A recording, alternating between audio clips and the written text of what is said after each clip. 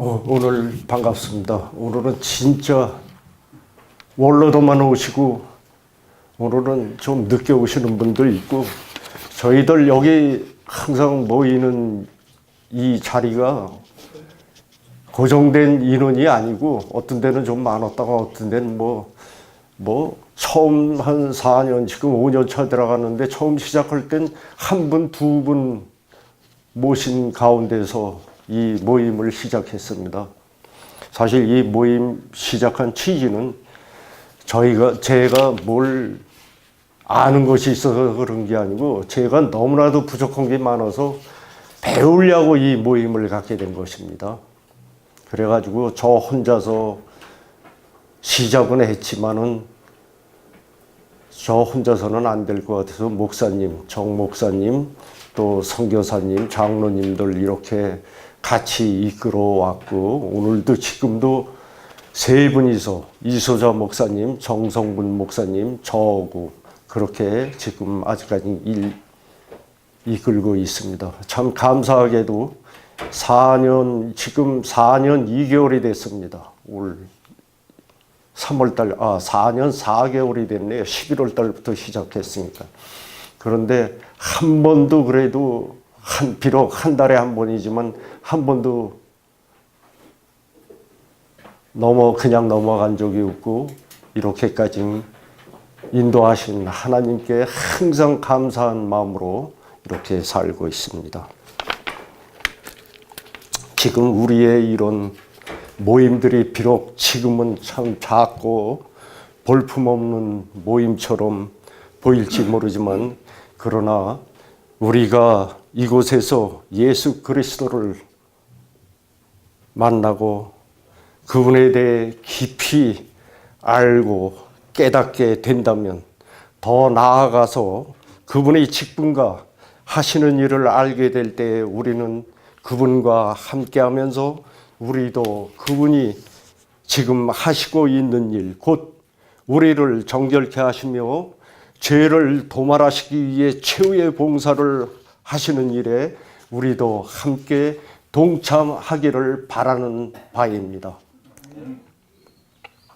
이제 잠시 후면 세상의 권세에 의해 강제령에 의한 법령이 내릴 때에 그때는 우리의 믿음에 대한 진실됨과 거짓됨에 대한 정체가 분명히 드러나게 될 것입니다. 지금 세상은 전 단계로 2020년 6월쯤에는 네덜란드 헤이그 평화궁전에서 세계 모든 종교 단체의 수장들이 모여 종교 우호 조약이라는 명목으로 그 조약이 체결될 예정으로 있는 것을 저는 알고 있습니다. 그것에 오는 대표적인 세계 종교 지도자는 로마 교황을 비롯하여 불교의 대표적인 지도자 달라일라마, 그리고 우리에게는 조금은 생소한 그랜드 머피라고 해서 이는 누구냐 하면 이슬람의 시아파와 수니파의 통합 지도자인 것입니다. 이 대표적인 이 사람들을 위시해서 모든 종교자들이 모여서 조약을 체결할 것입니다. 또한 한쪽 우리가 지금 전 세계에서 미국 다음으로 강대국으로 다 치고 있는 중국에서는 그 어느 나라보다도 인공지능에 대한 지식이 굉장히 높게 지금 발달해 있습니다. 이것은 무엇을 의미하냐면 그 다민족 국가에서 세계에서 제일 인구가 많은 그들을 한 독재 지도자가 그들을 컨트롤하고 그들을 다스리기 위해서는 국민 개개인 한 사람 한 사람을 다 감시할 수 있는 그런 기능이 필요하기 때문에 지금 그들은 인공지능을 통하여서 그들을 지금 감시하는 그런 체계로 서서히 바꾸고 있습니다. 이것은 무엇을 의미하냐 하면 우리가 예전부터 잘 듣고 있었던 단일 신세계, 단일 정부를 꿈꾸는 세력에 의해서 마지막으로 중국을 통해서, 중국의 인민들을 통해서 그 시험을 마지막으로 하고 있는 것입니다. 우리는 지금 이러한 시대에 살고 있는 것을 정말로 깨달으셨으면 합니다. 이러한 때에 우리는 우리의 행실과 영원한 복음에 대한 이해와 그 깨달음을 우리의 삶 가운데서 분명히 실천할 때에 알곡으로 우리에게 나타날 것입니다. 그럼 이런 알곡이 되기 위해서는 우리는 첫째, 하나님의 계명과 예수 믿음, 곧 예수님이 그가 하나님의 말씀에 순종하고 복종하신 것처럼 우리도 예수님처럼 그의 의, 즉 하나님이 인정하시는 그 의를 가지고 그 의를 내 가정과 내 이웃, 더 나아가서 세상에 반사하고 외쳐야 할 때인 것입니다. 두 번째, 하나님은 인류에 대한 마지막 기별, 즉 영원한 복음, 우리만이 가지고 있는 세 천사의 기별을 세상에 전해야 할 것입니다. 우리의 지식으로만 끝나서는 절대 안 될 것입니다. 우리가 진정으로 예수님이 이 땅에 빨리 재림하시기를 바란다면 분명히 이 세 천사의 기별이 세상에 어떻게 전해지느냐에 따라서 예수님은 더 빨리 오실 수도 있고 좀 더 지체하실 수도 있다는 것을 여러분은 명심하시기 바랍니다. 셋째, 마지막으로 우리는 세상의 경고의 나팔, 곧 창조주의 깃발을 높이 들고 그분의 공의의 심판에 대하여 그리고 엄숙하고 두려운 하나님의 마지막 자비의 기별을 통해서 세상의 많은 교회와 지금 잠들어 있는 성도들을 잠에서 깨워야 할 것입니다. 이 일들을 통해서 우리가 저들에게 행하고 이 일들이 성취될 때에 비로소 그리스도는 이 땅에 분명히 재림하실 것입니다.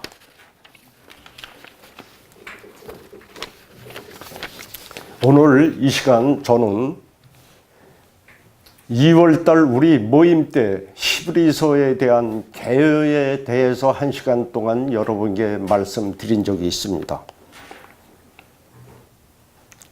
그럼 오늘 다시 한번 그 말씀을 돌아보는 의미에서 간단히 히브리서에 대한 개요를 말씀드리겠습니다. 주 1세기 60년대 초에는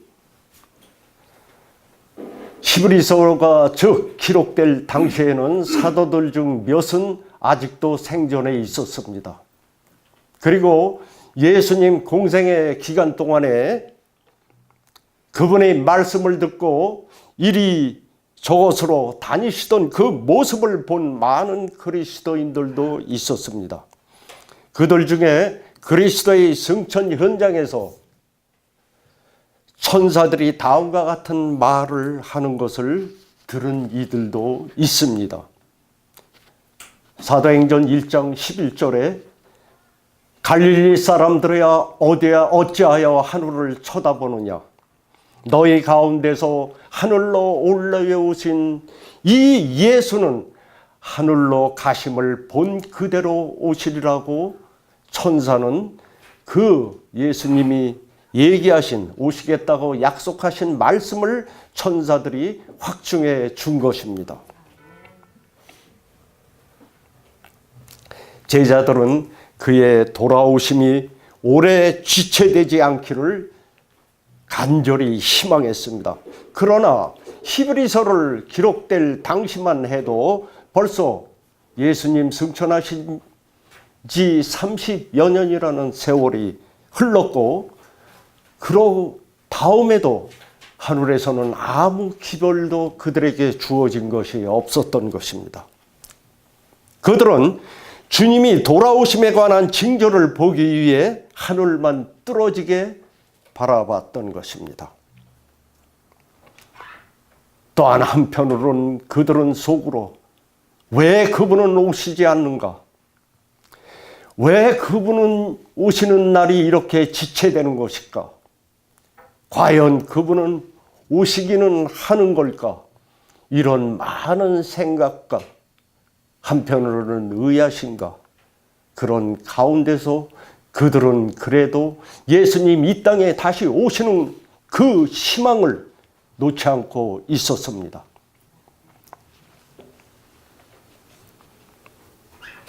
그러나 그들은 하나님의 계획에 대한 전망은 전혀 알 길이 없었으며, 그 계획은 수세기, 아니 수천 년이 지난 후에야 끝이 온다는 뜻을 내포하고 있었던 것입니다.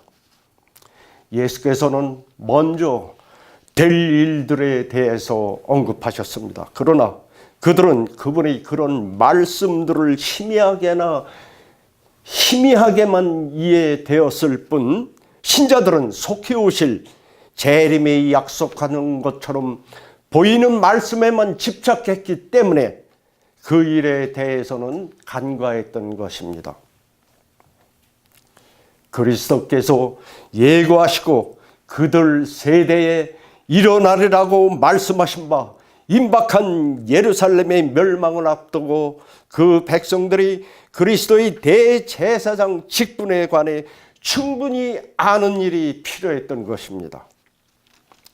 이것들을 명확히 이해하는 것은 재림이 지연되는 이유를 밝힐 뿐만 아니라 제사 제도의 율법의 폐지와 성전 봉사의 종식을 설명해 주는 것이기 때문입니다. 이러한 의식들과 예식들은 하나님 자신께서 제정하신 것이며 성스러운 것으로 그들 모두는 생각했기 때문에 이를 폐지할 수 있는 분은 또한 오직 하나님만이 폐지할 수 있으신 것입니다. 그렇기 때문에 만약 예수님이 제사 제도의 율법을 폐지하셨다면 그분이 하나님이라는 사실을 나타내야 할 필요가 있었던 것입니다.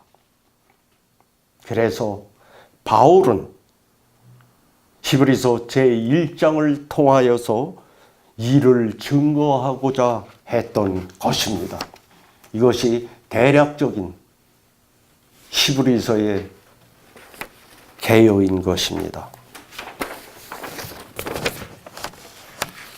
오늘 이 시간 본문 히브리서 1장 1절로 3절을 통해서 1시간 동안 여러분과 저와 같이 배우고 연구하면서 은혜가 충만한 시간이 되도록 하고자 합니다.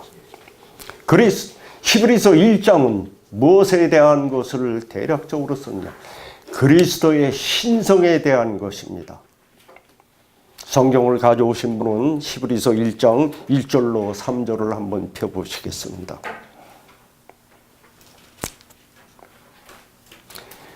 옛적의 선지자들로 여러 부분과 여러 모양으로 우리 조상들에게 말씀하신 하나님이 2절입니다. 이 모든 날 마지막에 아들로 우리에게 말씀하셨으니 이 아들을 만유의 후사로 세우시고 또 저로 말미암아 모든 세계를 지으셨니라. 3절입니다. 이는 하나님의 영광의 광채시오 그분의 본체의 형상이시라. 그의 능력의 말씀으로 만물을 붙드시며 죄를 정결케 하는 일을 하시고 높은 곳에 계신 위엄의 우편에 앉으셨느니라. 히브리서 1장 1절로 3절은 전체 서신의 요약이기도 합니다. 어쩌면 1장 3절은 성경 전체에 아주 축약된 그러한 서신이기도 한 것입니다. 이는 다시 예수 그리스도를 어떻게 말씀하시고 있냐면 만물의 후사로 세워진 뛰어난 아들, 후사는 무엇입니까? 바로 기업을 이을 상속자를 얘기하고 있습니다. 또한 창조주, 하나님의 형상의 본체, 만물을 붙드시는 자, 하나님 우편에 앉으신 제사장 왕으로 소개하고 있는 것입니다. 선지자로는 하나님을 대신해 말씀하시고 제사장으로는 우리의 죄의 용서와 함께 도말하시고 왕으로서는 높은 위엄의 보좌에 참여하시는 것입니다. 1절에서 말씀하시는 것을 세 분에서 한번 우리가 알아보겠습니다. 1절에 옛적에 하나님이 말씀하셨다고 그랬습니다. 지금 많은 교회들과 기독교인들은 구약의 기록은 영감으로 쓰여졌다기보다는 그저 히브리인들의 역사와 족적을 그들이 기록했다고 하며 열등한 영감만을 인정하고 있습니다. 그런 교회들과 교인들은 특히 히브리서의 1장 1절로 3절을 깊이 숙지하기를 권하는 바입니다.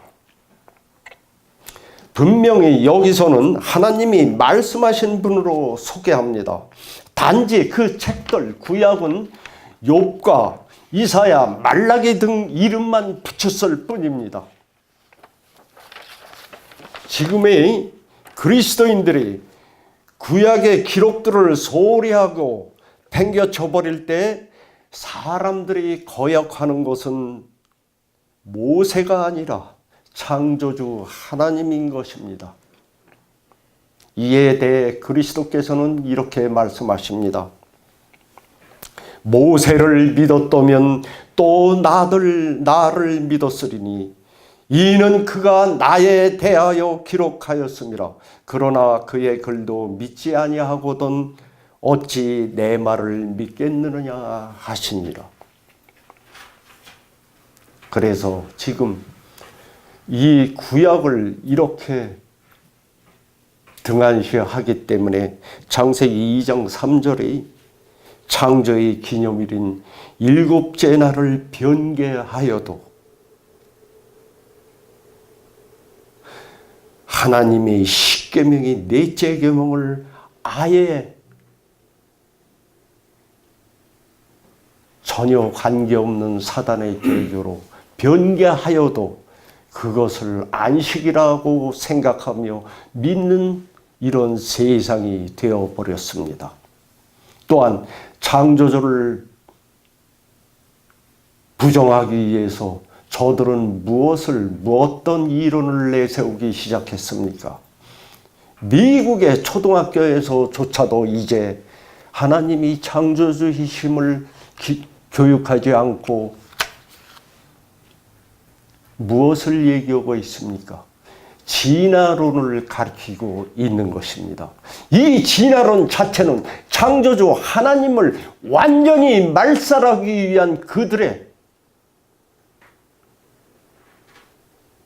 최고도의 전술인 것입니다.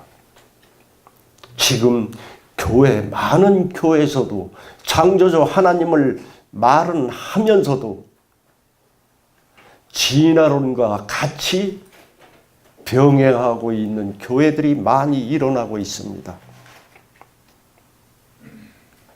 그들은 창조주의 오묘에 대해서 너무나도 무지하기 때문에 그런 쪽으로 지금 기울고 이제는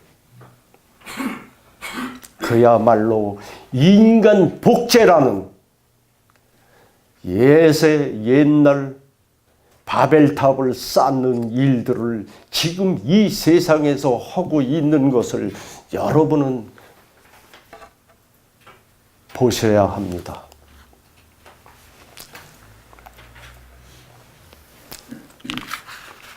또한 1절에는 여러 부분과 여러 모양으로 말씀하신 하나님이십니다.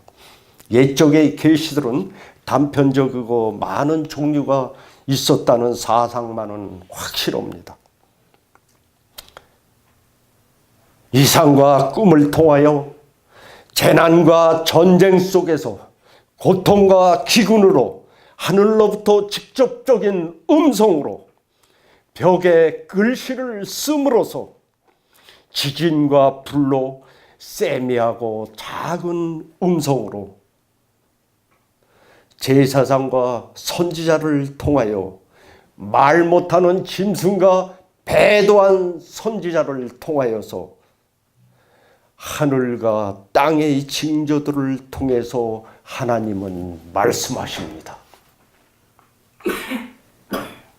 특히 지금 이 세상은 이제는 너무나도 드러나고 있습니다. 지금 우리의 기후가 이렇게 된 것은 먼 훗날의 얘기가 아니었습니다. 우리가 20년, 30년, 더 나아가서 50년 전만 해도 우리 한반도는 사계절이 뚜렷하고 그랬던 나라였습니다. 때가 되면 비가 알맞게 오고 때가 되면 추수할 때에 곡식들이 누렇게 익고 그랬습니다. 그런데 지금은 어떻습니까? 겨울에도 그렇게 많이 오던 눈도 안 오고 있습니다.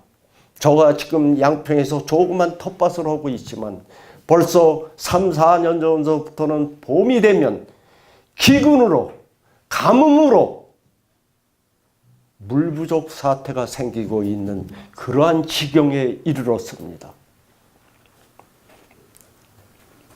또한 세상의 사람들은 어떻습니까?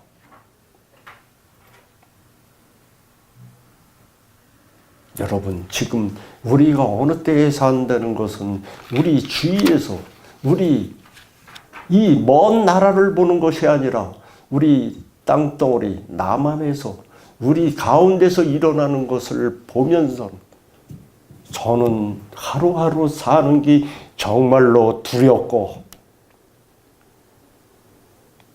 그러한 때에 살고 있다는 것을 저는 매 순간순간 느끼고 있습니다. 그 외에도 수많은 다른 방법들을 통하여 기별과 말씀들을 전하신 분은 하나님이셨습니다. 바로 이것이 구약의 기록을 높은 경지까지 올려놓은 것입니다. 2절입니다. 이 모든 날 마지막에 아들로 우리에게 말씀하셨으니 이 아들을 만유의 후사로 세우시고 또 저로 말미암아 모든 세계를 지으셨느라. 하나님께서 아들로 우리에게 말씀하셨다고 말씀하십니다. 전에 선지자들을 통해서 말씀하신 하나님께서 그 하나님이 이제 그 아들로 말씀하십니다. 이것은 예수를 하늘의 사자나 선지자 중에 하나로 선지자 대열에 세우는 것입니다. 또한 2절에는 이 아들을 만유의 후사로 세우시고 즉 기업을 이을 자로 세우셨다는 것입니다. 이를 바울은 고린도 교회에 보내는 서신에서 이렇게 증언하고 있습니다. 고린도전서 15장 27절 28절입니다. 만물을 저의 발 아래 두셨다 하셨으니 만물을 아래 둔다 말씀하실 때에 만물을 저의 아래 두시니가 그 중에 들지 아니한 것이 분명하도다. 만물을 저에게 복종하게 하신 때에는 아들 자신도 그때 만물을 자기에게 복종하게 하신 이에게 복종케 되리니 이는 하나님이 만유의 주로서 만유 안에 계시려 하심이라. 이 말씀들은 우리가 천천히 조금 깊이 생각해야만 이해가 되실 것입니다. 이를 쉽게 이해하자면 하나님이 아들로서 그리스도는 하나님이시다는 그런 말씀이며 그는 모든 것의 창조주이심으로 모든 만물은 그의 창조의 권리로 인해 그의 소유인 것입니다. 그러므로 아들이 후사로 세움을 받았다는 말은 그를 새 아담이라는 의미를 담고 있는 것입니다. 언급된 상속물은 본래 사람에게 주어진 왕국을 말하는 것입니다. 그래서 시편 기자는 이렇게 기록하고 있습니다. 하늘은 여호와의 하늘이라도 땅은 인생에게 주셨다고 시편 115편 16절에는 기록하고 있습니다. 그런 왕국은 아담이 죄를 범함으로 그것을 잃었고 그리스도는 그것을 구속하셨습니다. 아멘이십니까? 이로써 아담은 범죄 후 그 권리를 상실했으며 그래서 그는 땅의 주인이 되는 대신에 정처 없는 순례자와 나그네 신세가 되고 만 것입니다. 아담은 그저 선악과를 따먹어서 죄인이 된 것입니까? 선악과를 따먹어서 죄인이 된 것입니까? 아닙니다. 하나님의 말씀을 명령을 거역했기 때문에 그는 그게 이 죄가 된 것입니다. 그러나 아담이 범죄한 순간 감사하게도 그리스도께서 개입하셨으며 그는 사람의 자리에 서서 하나님이 제시하신 생명의 조건들을 충족시킴으로 아담이 수치스러운 실패를 구속하셨고 둘째 아담이 되신 것입니다. 그리하여 그리스도께서는 하나님의 요구를 이루셨으므로 후사가 되셨고 후사로 세우심을 받으신 것입니다. 이와 같이 사람도 그리스도와 연합하면 그도 역시 누가 된다? 바로 그리스도로 인해서 하나님의 후사가 되는 것입니다. 이를 말씀에서는 이렇게 말하고 있습니다. 이러므로 내가 이후로 종이 아니요 아들이니 아들이면 하나님으로 말미암아 유업을 이을 자니라고 갈라디아서 4장 7절에는 기록하고 있습니다. 아브라함이 세상의 후사가 된 것도 바로 그런 식이었고 같은 방법으로 그리스도인들도 하나님의 후사 그리스도와 함께는 한 후사가 되는 것입니다. 아브라함이나 그 후손에게 세상의 후사가 되리라고 하신 언약은 율법으로 말미암은 것이 아니요 오직 믿음의 의로 말미암는 것이니라고 로마서 4장 13절에는 기록하고 있습니다. 또한 자녀이면 또한 후사 곧 하나님의 후사요 그리스도와 함께한 후사니라고 8장 17절에 기록하고 있습니다. 또한 우리에 대한 하나님의 약속은 무엇입니까? 마태복음 5장 5절에는 온유한 자는 복이 있나니 저희가 땅을 기업으로 받을 것이며 라고 말씀하셨습니다. 25장 34절에는 내 아버지께 복받을 자들이여 나와 창세로부터 너희를 위하여 예비된 나라를 상속하라고 말씀하십니다. 아들이 만유의 후사로 세우심을 받았다는 말은 하나님이 그를 새 아담, 곧 둘째 아담으로 받아들이시고 넘어져 버린 첫째 아담 대신에 그를 인류의 대표로 취하셨으며 아담이 상실한 나라가 그에게 임할 것을 의미하는 것이기도 합니다. 하나님께서 세상을 창조하신 것은 그리스도를 통해서였으며 세상을 만드실 때 하나님은 아들을 중개인으로 사용한 것이며 도구로서 사용하신 것이 아니라 동역자로서였습니다. 인성을 쓰시고 이 땅에 오셨던 그리스도가 창조주라는 사실은 신성의 세 분이 일을 분담하셨다는 것을 의미하기도 합니다.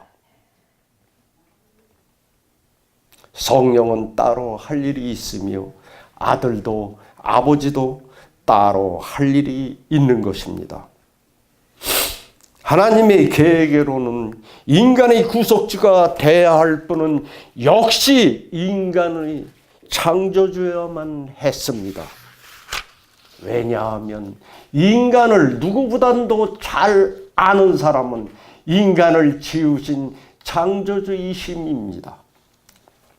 왜냐하면 또한 그들 인간에게는 생각하고 선택할 능력까지도 주어졌기 때문에 그들이 처했던 죄의 유혹에 대한 시험도 그들과 같은 여건 속에서 창조주이신 그리스도께서도 몸소 체험하셔야 했기 때문이며 이는 하나님의 속성 중 하나인 무엇입니까? 바로 공의를 온 세상과 우주에 증거하려는 뜻도 일부 포함되었기 때문입니다.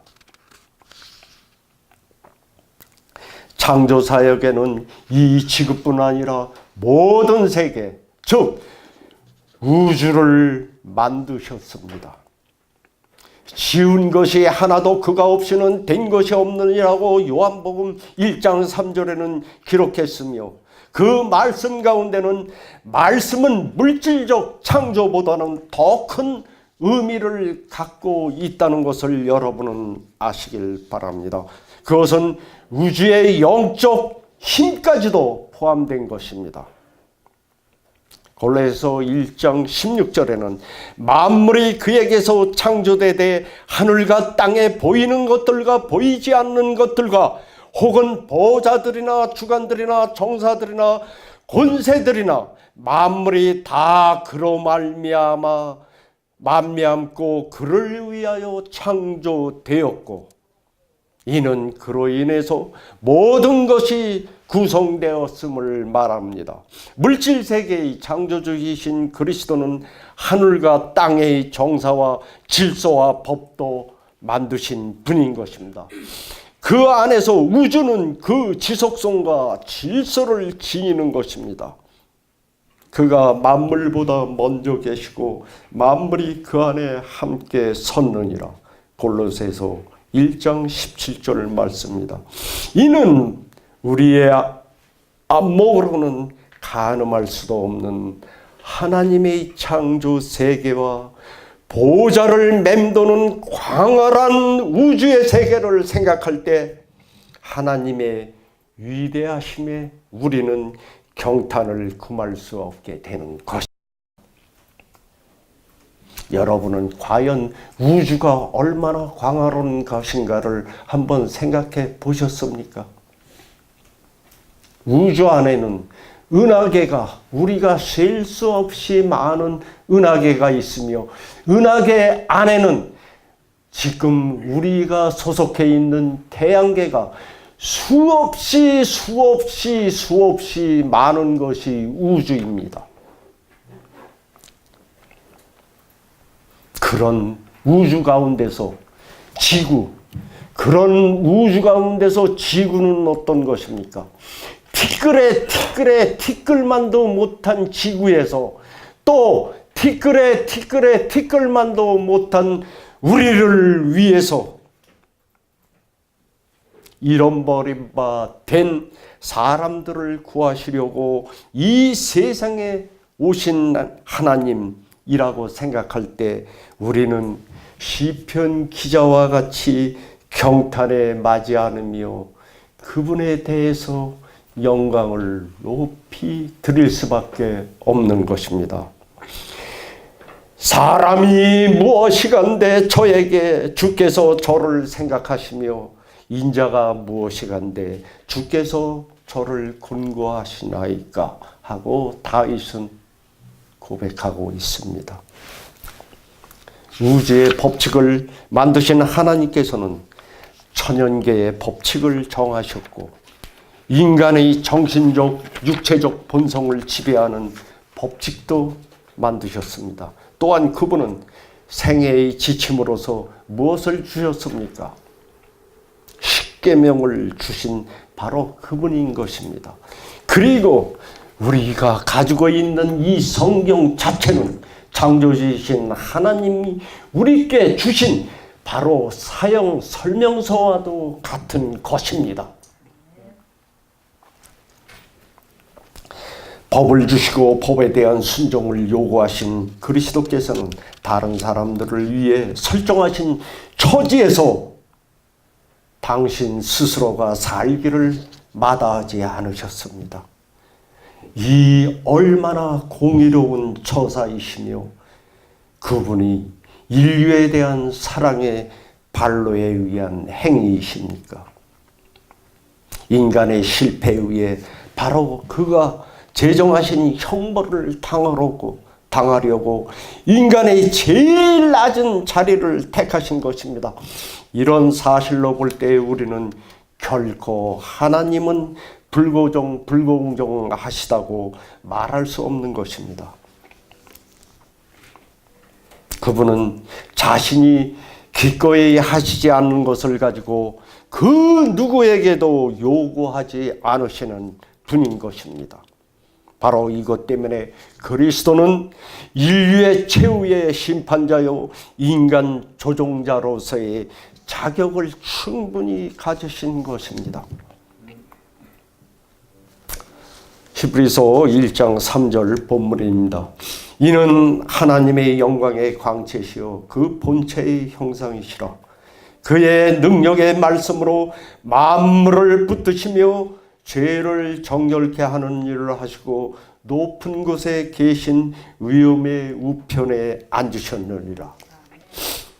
여기에 하나님의 영광의 광채시요 말씀하십니다. 광채는 밝기 빛남, 빛이 휘황찬란함, 빛이 반사함 등의 의미를 가지고 있습니다. 이는 일광이 태양과 함께 갖는 똑같은 관계처럼 하나님의 영광과 관계가 있는 것입니다. 빛은 태양과 분리될 수 없으며 태양 역시 빛과 분리되지 않습니다. 이런 관계는 아버지와 아들의 관계에서도 마찬가지인 것입니다. 이와 같이 아들을 통하여 아버지를 알듯이 아버지의 광채가 바로 아들이신 것입니다. 우리는 그래서 그리스도 안에서 그분을 통하여 하나님을 보게 되는 것입니다. 더 나아가서 말씀을 통하여서 우리는 그리스도 예수 그리스도를 더 깊이 알게 되는 것입니다. 빛을 통하여서 우리가 태양을 볼 수 있듯이 말입니다. 이는 다시 말해서 우리가 태양을 볼 때 태양보다는 빛을 보는 것과 마찬가지로 우리는 하나님을 보는 것이 아니라 아들을 보는 것입니다. 또한 그 빛을 우리 심령 가운데 한데 모을 때 우리는 성령 충만한 불길로 정결케 되는 것입니다. 여기서 잠시 우리 찬미 한 장 1절만 부르시고 다시 시작하실까요? 찬미 지금 이 찬송가이죠. 184장 불길 같은 성령님 1절만 한번 큰 소리로 불러보겠습니다. 힘차게 한번 불러보겠습니다. 184장 불길 같은 주 성령 같은 성령이여 간구하는 우리에게 지금 강림하셔서 영광 보여주소서. 성령이여 임하사 우리 영의 소원을 만족하게 하소서. 기다리는 우리에게 불러 충만하게 하소서. 아멘. 이 말씀을 증거하면서 왜 제가 불길 같은 주 성령 이것을 부르자고 했냐면, 저는 어렸을 때 볼록 렌즈, 여러분은 아신지 모르겠습니다. 이거 가지고 장난을 많이 했습니다. 특히 어떤 장난을 했냐, 태양을 향해서 돋보기를 들고 그 빛을 한 군데 모았을 때 어떤 일이 일어납니까? 불길이 일어붙습니다. 이와 같이 우리가 하늘의 태양을 통해서 빛을 통해서 그 빛을 한 군데 모을 때, 우리의 심령 깊숙한 곳에 그 빛을 모을 때 우리의 찢기 같은 죄들은 태워지고, 또한 마지막 때로는 이 세상은 뭘로다가 정결케 됩니까? 바로 불로 정결케 되는 것입니다.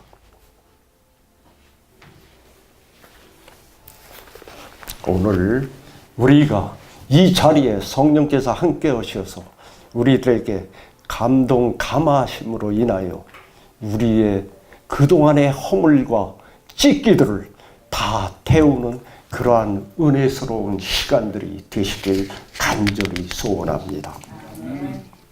하나님은 불가시적이심으로, 즉 우리의 눈으로는 보실 수 없는 분이 하나님이십니다. 그래서 디모데전서 6장 16절에는 가까이 가지 못할 빛에 거하시고 아무 사람도 보지 못하였고 또 볼 수도 없는 자라고 하나님을 기록하고 있습니다. 그럼 그분을 보기 위해서 우리는 어떻게 하여야 할 것입니까? 여러분, 말씀과 우리에게 마지막 백성으로도 특권을 주신 예언의 신을 분명히 여러분은 매일매일의 삶 가운데서 여러분의 생명의 양식으로 삼으시길 간절히 바랍니다. 하나님의 영광은 그분의 속성의 전부인 것입니다. 그 밑에 출애굽기 33장 18절, 34장 6절로 7절을 참조하시기 바랍니다. 또한 3절에는 그 본체의 형상이시라. 사람의 형상대로 지음을 받았습니다. 사람은. 그러나 그리스도는 하나님 아버지의 본체의 형상이십니다. 형상은 헬라어 카락테르의 번역인데, 이를 우리는 바로 성품이라고 쓰기도 합니다. 원래 카락테르는 조각 또는 각인을 위한 도구를 의미했습니다. 이는 영어에서도 찾아볼 수 있는데, 실은 바로 도장, 인받은 물건에 자국을 남기는 도구를 뜻합니다. 여기에 해당되는 것이 우리가 잘 사용하던 도장의 자국을 의미하기도 합니다. 그래서 도장, 즉 스탬프는 도장과 도장 자국을 의미하는 것입니다. 또한 본체의 형상을 개체, 버전로 볼 때에는 개체는 헬라어 회포스타시스 이 번역인데, 이는 히브리서 11장 1절에 나중에 우리가 배우게 될 것입니다. 히브리 1장. 실상이라고 번역된 것과 같은 단어인 것입니다. 저는 영어에 대한 지식은 정말로 없습니다. 우리 여기는 영어에 대해서는 잘하시는 집사님도 계십니다. 한편 고린도후서 11장 17절, 히브리서 3장 14절에 기탄 없이 확실한으로 번역되기도 했습니다. 그 본래의 의미는 또한 우리가 생각지도 못한 의미도 가지고 있습니다. 아래 서는 것, 즉 그 위에 무엇을 놓을 수 있는 것, 하부 구조, 지주, 기초를 말합니다. 그러므로 이것을 또 다른 말로 할 것 같으면 견고함, 확실함, 확신, 확고함 등을 뜻합니다. 이는 우리의 상상이 아니라 실제를 의미하며 사물의 본질과 사람의 중심의 본성인 무엇을 말합니까? 참 자아를 말할 때 사용하는 것입니다. 그래서 시편 69편 2절에서는 설 것이란 말로 그 의미를 잘 표현하고 있습니다. 69편 2절입니다. 내가 설 곳이 없는 깊은 수렁에 빠지며 깊은 물에 들어가니 큰 물이 내게 넘치나이다. 우리가 설 자리가 없을 때는 수렁에 수없이 침몰에 빠지거나 물이 넘친같이 물에 침몰할 수밖에 없는 것입니다. 그래서 우리의 기초는 어디에 세워야 한 것입니까? 우리의 모퉁이 돌이시며 반석이신 예수 그리스도께 우리의 기초 삼아 그 위에 우리가 서야 하는 것입니다. 우리는 이제 그리스도가 하나님의 본체의 형상이라 일컬어질 때 우리는 외적인 닮음 그 이상의 것을 그분에게 귀속시켜야 하는 것입니다. 또한 3절에는 만물을 붙드시며, 붙든다는 말은 단순히 넘어질 것을 붙잡고 있는 것 그 이상의 것을 의미합니다. 그 단어는 지탱한다는 뜻을 포함하고 있는 한편 운동, 인도, 목적 있는 전진 등을 추가적인 의미를 가지고 있습니다. 잠시 저는 성경 말씀에 있는 말씀과 사건들을 통해 그 예를 들어봤습니다. 이 예가 합당한 것인지는 여러분이 스스로 생각해 보시길 바랍니다. 출애굽기 17장 12절에 아말렉과 로비딤에서 싸울 때 어떠한 일을 했습니까? 모세가 손을 들 때에는 이스라엘 민족이 그들을 패하지는 않았습니다. 그러나 모세가 피곤해서 손을 내렸을 때는 어떠한 일이 있었습니까? 그들은 갑자기 전세가 바뀌어서 패했던 것입니다. 그럴 때 모세가 피곤해서 손을 내릴 때 아론과 홀이 자유폰에 서서 모세의 손을 붙들어 올렸더니 어떠한 일이 일어납니까? 다시 이스라엘 민족은 승리를 할 수 있었던 것입니다. 이와 같이 우리들 예수님께서 그 강한 팔로 우리를 붙잡고 계시다는 것을 잊지 마시고 우리가 힘들고 피곤하고 어려울 때 다른 세상의 것을 의지하지 마시고 예수 그리스도께서 하나님께서 내 뒤에서 나를 지주하고 계시다는 것을 항상 잊지 말고 용기와 힘을 가지시기 바랍니다. 또한 마태복음 24장 29절에는 별들이 하늘에서 떨어지며 하늘의 권능들이 흔들리리라. 이것은 어느 때의 일입니까? 마태복음 24장은 분명히 재림의 장이며 믿지 않는 자들에게는 멸망의 장인 것입니다. 그때 하늘의 별들이 떨어지며 하늘의 권능들이 흔들린다고 예언하고 계십니다.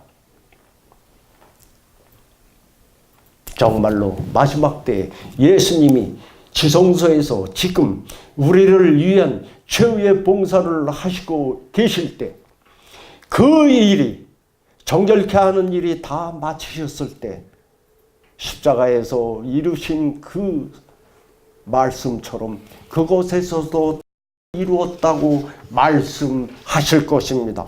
큰 소리로 외칠 것입니다. 그때 온 우주는 그 말씀으로 인해서 흔들릴 것입니다.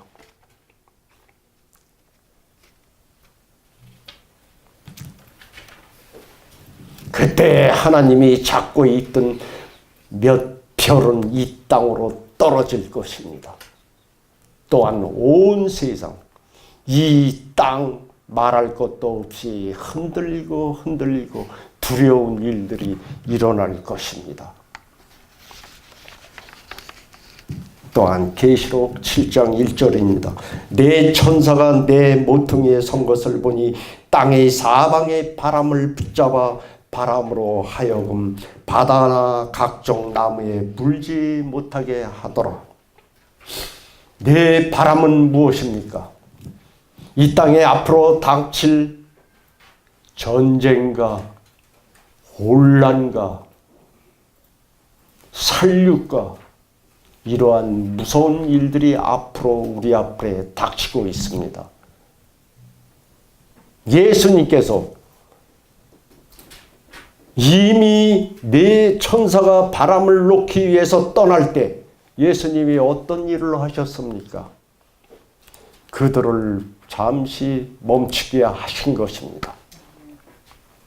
그러나 우리가 깨달읍시다. 이제 예수님께서 모든 일을 다 이루시고 바람을 놓을 때가 된 것입니다.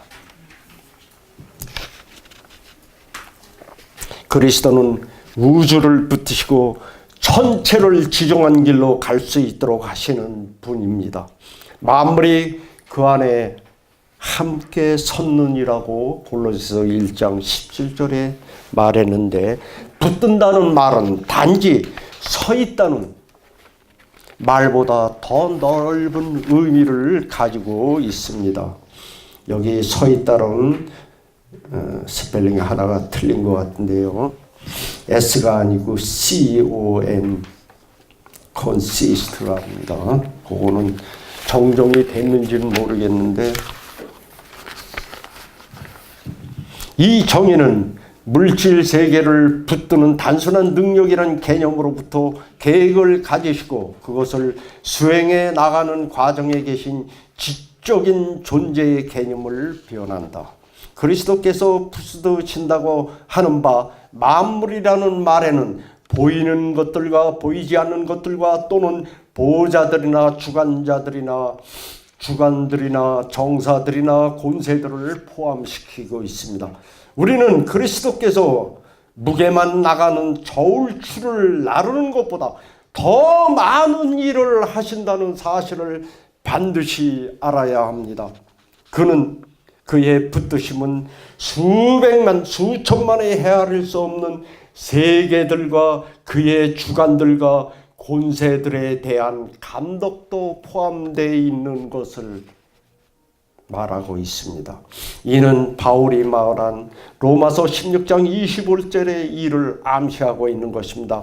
나의 복음과 예수 그리스도를 전파함은 영세 전부터 감추었다가 또한 그는 말하기를 그 뜻의 비밀을 우리에게 알리셨으니 곧 그 기쁘심을 따라 그리스도의 때가 찬 경륜을 따라 예정하신 것이니 하늘에 있는 것이나 땅에 있는 것이나 통일되게 하려 하심이라.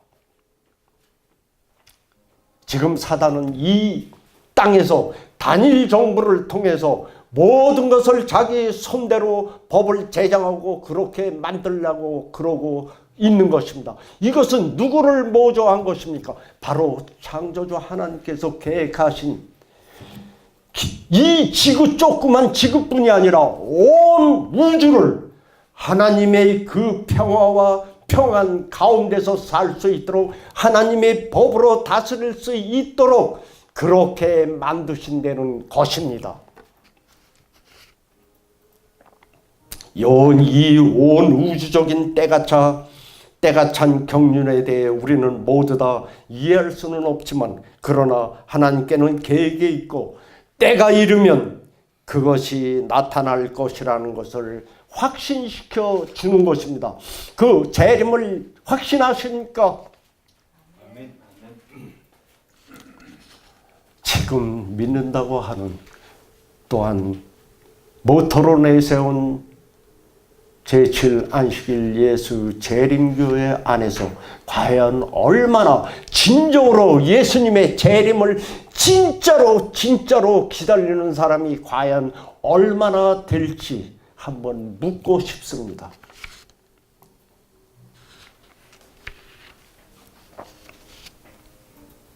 죄를 정결케 하는 일을 하시고 참으로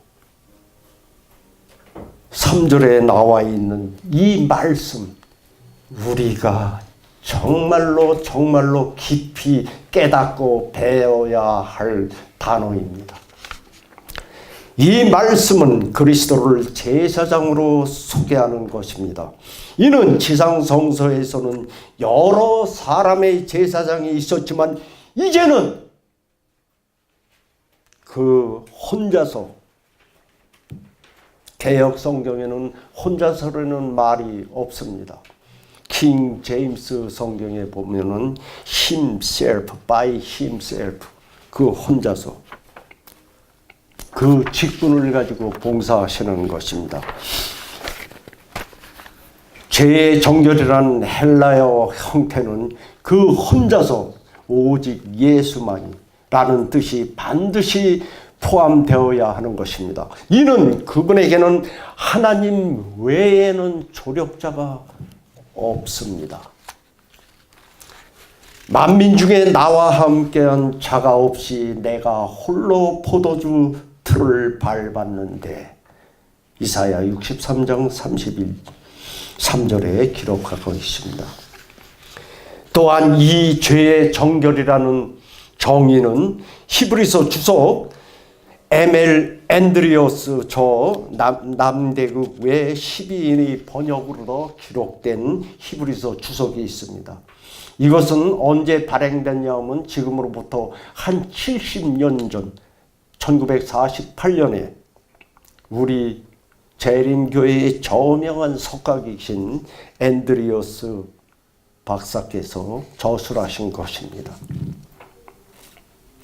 그는 죄의 정결이라는 말은 헬라어에서 중간태로 쓰였다. 중간태에서는 동작이 주어에게로 돌아와 끝나게 되었다. 그러므로 그리스도께서 죄를 정결케 하셨다고 말할 때 첫 의미는 그것이 그 자신을 언급하고 그 자신에게서 돌아가는 것이다. 그의 생애에서 그는 시험을 극복하셨다. 비록 죄가 그의 위에 놓였다 할지라도 그의 영혼은 죄에 의해 더럽혀지지 않았다. 이로써 사탄은 아무 데서도 발붙일 곳을 얻지 못했다. 이것이 죄의 정결의 첫 의미이다 이렇게 기록하고 있습니다. 또한 주지된 바와 같이 최고 사본에 혼자서라는 말이 없더라도 헬라 중간태에서는 같은 의미가 함축된다. 그래서 혼자서서 또는 스스로라고 넉넉히 번역된다라고 기록하고 있습니다. 또한 이 귀절에 대해 웨스트코드는 속격, 죄의 정결은 첫째, 죄를 깨끗게 함, 즉 죄를 제거함을 뜻할 수도 있다. 마태복음 5장 8절로 3절과 욥기 7장 21절과 출애굽기 30장 10절을 한번 나중에 차례로 찾아보시면서 비교해 보시길 바랍니다. 이는 BF 웨스트코드 시브리서 주석 페이지 15페이지에 기록한 것을 여기에다가 발췌해 놨습니다. 그리스도의 속죄로서 죄의 정결과 죄로부터 사람을 정결케 하는 이 일을 성취하셨습니다. 죄를 씻는 일을 십자가에서 이루어졌습니다. 그러나 죄인의 정결은 아직도 진행 중이며 마지막 영원히 구원받을 때까지 끝나지 않을 것입니다. 여러분은 이것을 믿습니까? 그는 그의 피를 흘리심으로 인류에 대한 사랑으로 인해 죄의 더러움을 씻는 셈이 열리도록 마련을 하였습니다. 요한복음 13장 1절을 참조해 보시기 바랍니다. 그러나 중보자로서 그의 사업은 십자가 위에서 결말을 본 것은 아닙니다. 그리고 그것은 아직도 끝나지 않았습니다. 그리스도는 자기를 힘입어 하나님께 나아가는 자들은 온전히 구원하실 수 있으니 이는 그가 항상 살아서 저희를 위하여 간구하심이니라고 히브리서 7장 25절은 말씀하셨습니다. 그런데 지금 많은 교회에서는 어떻게 말하고 있습니까? 십자가 위에서 예수님이 돌아가심으로 인해서 모든 죄는 다 용서를 받았기 때문에 그것으로 구원은 끝났다고 하지 않습니까? 그런데 히브리서 7장 25절에는 어떻게 기록했습니까? 그가 항상 살아서 저희를 위하여 간구하심이니라고 말씀하십니다. 왜 예수님께서는 우리가 다 구원을 받았는데 항상 살아서 저들은 또 어떻게 말씀하신 줄 아십니까? 히브리서에 대한 이 말씀들을 제대로 깨닫지 못했기 때문에 하나님은 이제 지상에서 공생의 시간을 통해서 모든 일들을 다 하시고 고초를 당하셨기 때문에 지금 하늘에서 편히 쉬고 안식하고 있다고 그렇게 말하는 자들이 너무나도 많이 있는 것입니다. 여러분, 이것이 기독교의 도를 제대로 알고 있는 사람들이 그러한 주장을 하는 것입니까? 그런데 그런 주장을 많은 교회 안에서 주장을 하고 있는 것입니다. 그래서 믿기만 하면 구원은 이루어졌다고 말하는 것입니다. 그런데 그들의 회중들의 면면을 보면 어떻습니까? 또 나가서 그 죄를 되풀이 쌓고 있지 않습니까? 하나님이 그런 자들을 하나님의 나라의 시민으로서 백성으로서 인정하실 것입니까?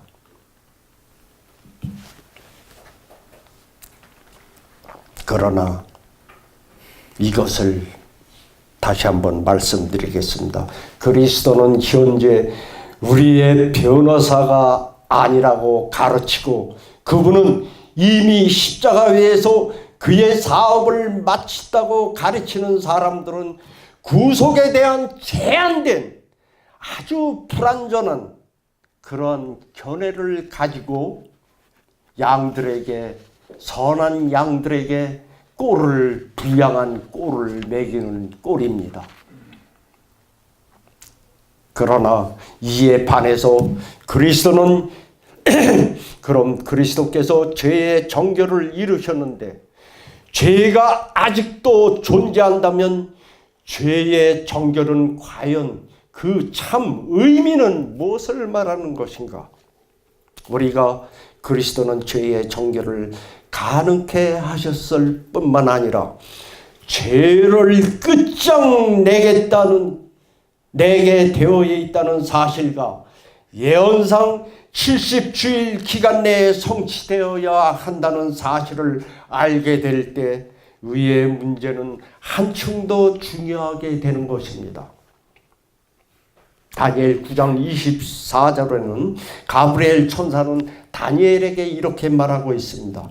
내 백성과 거룩한 성을 위하여 70일에로 기한을 정하였나니 허물이 마치고 죄가 끝나며 죄악이 영속되며 영원한 의가 드러나며 이상과 예언이 응하여 또 지극히 거룩한 자가 기름 부음을 받으리니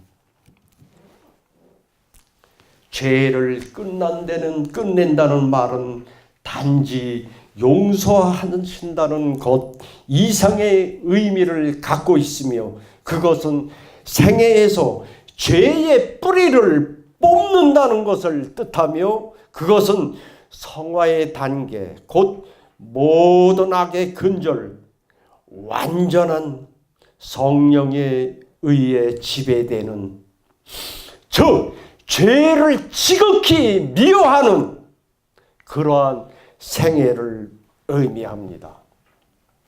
그리스도께서는 공생애를 통하여 인간이 하나님께 완전히 굴복할 때에 하나님께서 우리를 위해 무엇을 하실 수 있는지를 보여주셨습니다. 그를 위해 준비된 육체 안에서 인간이 시험당하시듯이 그분도 시험을 당하셨습니다. 이사야 53장에는 그가 곤욕을 당하여 괴로울 때에도 그는 실로 우리의 질고를 지고 우리의 슬픔을 당하였거늘 그가 찔림은 우리의 허물로 인하며 그가 징계를 받음은 우리의 죄악을 인함이라. 그는 멸시를 받아서 사람에게 실어 버린 바 되었으며 그가 자기 영혼을 버려 사망에 이르게 하여 범죄자 중 하나로 헤아림을 입었음이라.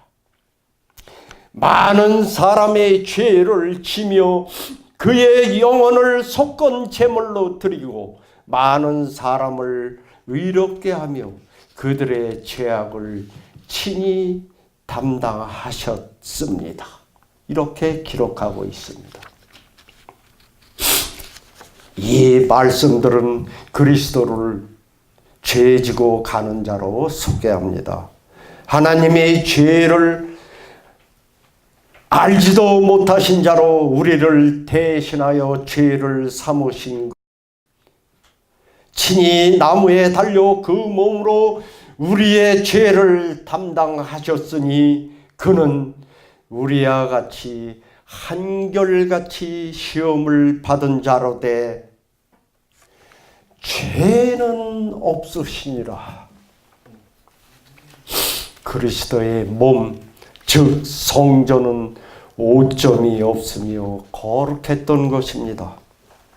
그래서 예수님께서는 너희 중에 누가 나를 죄로 잡겠느냐고 요한복음 46절에 얘기하십니다. 그러나 그 말에 아무도 대답을 못했다고 기록하고 있습니다. 그분은 공생에 우리와 똑같은 성정과 몸을 가지시고도 그분은 순결하셨던 것입니다. 이것은 또 무엇을 얘기합니까? 이 땅에 하나님께서 오신 예수님께서 이 땅에 오신 목적은 첫째는 우리의 죄를 속하기 위해서기도 하지만 또 한 가지 목적은 무엇입니까? 너희들도 나와 같이 하나님의 말씀에 순종할 때 어떠한 시험이 와도 어떠한 어려움이 와도 죄를 짓지 않고 살 수 있다는 그러한 모본을 우리에게 보여주신 것입니다. 이는 정해진 시간 안, 즉 70일의 안에 그에게 주어진 대로 죄를 끝장내신 것입니다. 이 일을 그는 육체 가운데서 십자가 사건 전에 이루셨으며, 이해하시겠습니까? 이것이 그분의 중보 사업의 첫 국면이었습니다. 그분의 둘째 국면은 겟세마네에서 시작되었으며, 그분이 십자가에서 다 이루었다고 외치셨을 때 끝이 난 것입니다.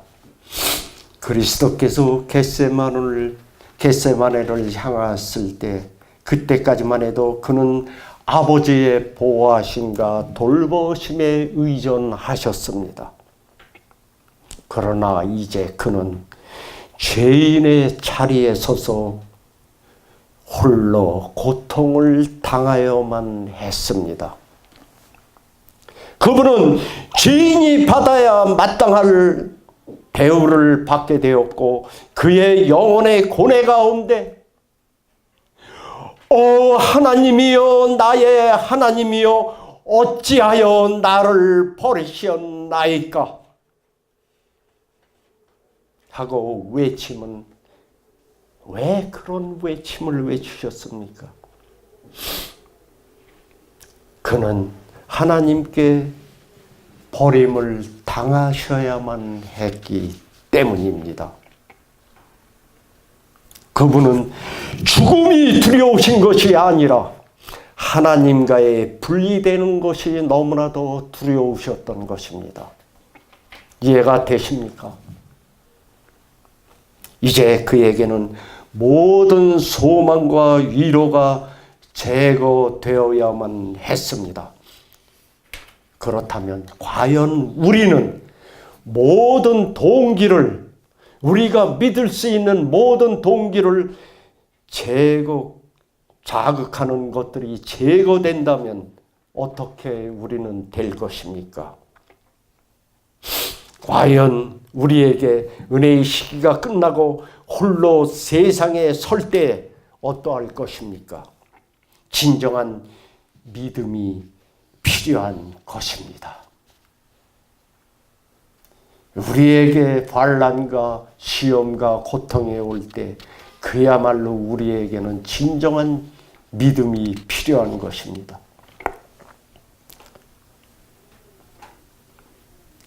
욥기 1장 9절입니다. 이것을 통하여서 다시 한번 더 자세히 알아보겠습니다. 욥기 1장 9절입니다. 사탄이 여호와께 대답하여 가로되 욥이 어찌 까닭없이 하나님을 경외하렵니까? 지금 사단은 무엇이라고 얘기합니까?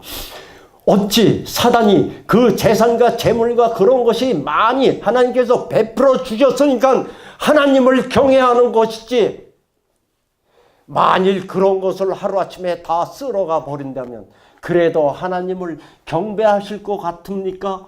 그러고 사탄은 지금 냉소를 머금고 하나님께 묻고 있는 것입니다. 이에 하나님께서는 사탄의 고소가 거짓임을 보이시려고 사탄에게 욥을 시험하도록 허락하신 것입니다. 그러나 욥은 사탄의 시험을 견디고 사탄의 고소가 거짓임을 증명하였습니다. 욥기 13장 15절 난해주에는 그가 나를 죽일지라도 나는 그를 위례하리라고 분명히 기록하고 있습니다. 그러나 욥은 사탄의 시험을 견디고 그런 어려움 가운데서 욥은 굴복하지 않았던 것입니다. 이와 같이 욥이 시험받은 것 같이, 아니 그거보다도 도리어 더 극심한 시험을 예수께서는 당하셔야 했는데, 바로 겟세마네와 골고다의 시험은 결과를 증거하고 있는 것입니다. 그리스도는 하나님의 사람들에게 버림받아요. 그리스도는 하나님과 사람들에게 버림받아요. 무덤 속으로 들어가신 것입니다. 그는 홀로 포도주 틀을 밟으신 것입니다. 여러분, 누가 이 자료 받으신 거 있습니까? 다음에 영감의 말씀을 한번 크게 읽어 주시겠습니까? 이제 이 세주께서는 무덤의 문을 깨뜨려 이걸로다가 좀 크게 해주세요. 여기 지금 녹음이 되거든요. 좀 크게 좀 읽어주세요.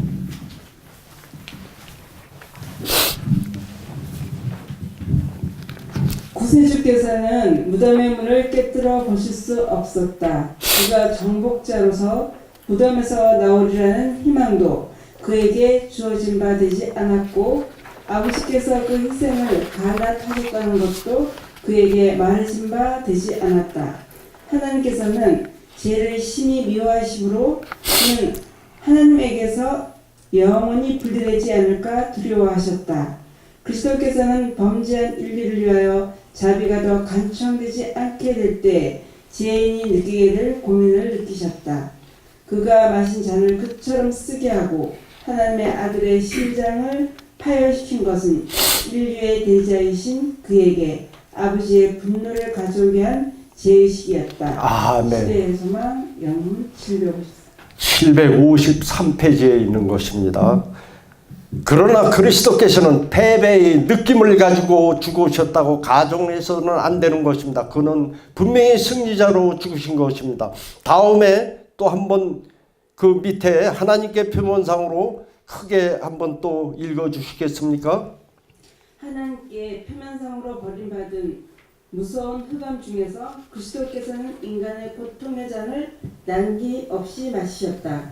이 무서운 시간 동안 그는 전에 그에게 주신 바 아버지께서 받으신다는 증거에 의지하셨으며, 그는 아버지의 품성을 잘 알고 계셨으며 그의 공의와 자비와 크신 사랑을 이해하고 계셨다.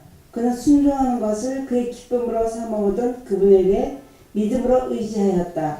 그가 순종하는 마음으로 자신을 하나님께 맡기었을 때 아버지의 은총을 잃어버렸다는 느낌은 사라졌다. 믿음으로 그리스도는 승리자가 되셨다. 아멘. 시대의 소망 열문 756페이지입니다. 그리스도께서 다 이루셨다고 외치셨을 때 그는 그의 사업을 둘째 국면을 완성하신 것입니다. 그러나 아직 셋째 국면이 그의 앞에 있습니다. 이 셋째 국면은 하나님의 오른편에 있는 그의 법정과 이 땅의 의의 성도들 중에 그가 반드시 해야 할 시범이 포함되는 것입니다. 이 일은 하늘 성소에서 그가 해야 할 일과密절히 관계되는 우리의 구원의 핵심적인 것입니다. 그리스도께서는 죄를 완전히 이기는 것이 가능하다는 사실을 그의 몸으로 시범을 보이셨습니다. 그러면 그 시범을 보이셨다면 인간도 그가 극복한 것처럼 할 수 있는가입니다. 그리스도의 사업의 종결, 즉 구속 사업의 종결은 그것을 인간에게 유효하도록 하기 위해 인간을 통해서 시범을 보이는 것이 필요합니다. 이 시범은 영원 전부터 이미 오랫동안 계획된 것이었지만 실행은 늦춰지고 있었습니다. 왜? 하나님께서는, 예수님께서는 한 영혼이라도 더 구원하시기 위해서였습니다. 그러나 이제는 하나님의 아들이 나타날 때가 찼습니다. 때가 된 것을 여러분은 느끼십니까? 또한 비록 예수님이 내 생에 오시지 않는다 해도 우리가 예수님 개개인이 만나는 날은 언제입니까? 우리가 죽는, 이 땅에서 죽는, 잠든 그날이 그 개인에게는 예수님의 재림을 맞는 날이 되는 것입니다. 이것을 잊지 마십시오. 제일 영광스러운 것은 우리가 14만 4천 명의 반열에 들어서 살아서 모든 고통과 환난을 이기고 예수님을 재림을 직접 맞는 것이 우리에게는 최고의 영광일 것입니다. 그러나 이제는 하나님의 아들이 나타날 때가 됐습니다. 그 날과 일시는 아무도 모릅니다. 우리가 그날을 더 앞당길 수도 있고 더 지체시킬 수도 있는 것을 여러분은 아시기 바랍니다. 그 일이 무엇입니까? 우리가 나가서 저 세상의 마지막 복음, 영원한 복음, 즉 셋째 천사의 기별을 큰 소리로 외쳐야 하는 것입니다. 바로 이러한 때에 14만 4천 명을 하나님께서는 택하셔서 그 가운데서 이 세상 예수님 바로 재림하시기 전에 그 시범을 그들을 통해서 보이실 것입니다. 그들은 어린 양이 인도하는 대로 따르고 있습니다. 또한 그들은 중보자 없이 예수님께서 저희의 봉사를 지성소에서 마치고 나오실 때 개국 이래로 없던 환란이 닥치는 때는 바로 그때인 것입니다. 우리에게 죽음이나 어떠한 이런 것이 아니고 우리를 위한 중보자가 없을 때가 개국 이래로 정말로 두려운 때인 것입니다. 중보자 없이 14만 4천인들은 중보자 없이 서서 환난과 죽음을 대하지만 신실하게 끝까지 그들은 승리할 것입니다.